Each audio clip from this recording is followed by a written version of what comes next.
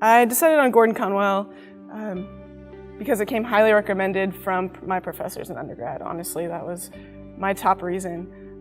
It was a strong evangelical seminary that held tightly to the Bible, but that also incorporated elements of practical ministry. So I loved the idea that I could do mentored ministry and be in a church setting, be in a ministry setting during my time here.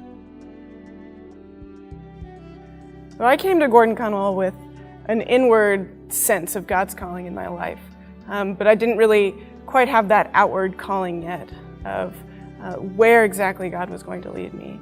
And during my time here at Gordon-Conwell, in my mentored ministry and in that church setting with my peers here at Gordon-Conwell and with my professors, I really began to sense that outward calling of God's leading me towards immigration legal services and directing this nonprofit and doing this type of ministry. It was at Gordon-Conwell that God's inward calling in my life was really attached to the outward calling of the church and of ministry.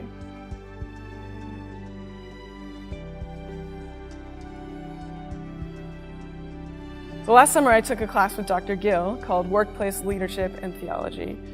We looked at a case study in that class of Brochi Orchards, an apple provider in Washington, who is known as a Christian company that loves and cares for and provides for the needs of their workers, but also was hit a couple of years ago with a huge fine by the government for failing to comply with federal work authorization.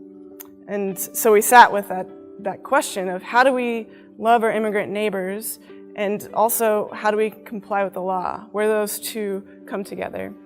Open Door Immigration Services is a way for us to combine those two issues, to work at that problem, to say we want to love our immigrant neighbors, and we also want to allow them to access all the benefits that are available to them under the law, to keep their visas, to apply for residency, to become citizens of this country. So there's a provision in immigration law that allows for non-attorneys to be trained in immigration law and to be accredited by the Department of Justice to offer immigration services. It means we can sit down with clients and represent them in their interviews, represent them before the Department of Homeland Security, and even with a little bit more training to represent them in the lower courts. So Salem, about 30% of the population are non-native born people. So some of them have already become naturalized citizens, but many of them still are in that immigration process or haven't even really started it, are undocumented. The mission of Open Door Immigration Services is to love our immigrant neighbors by providing affordable immigration legal services, and together to open the door to full community engagement.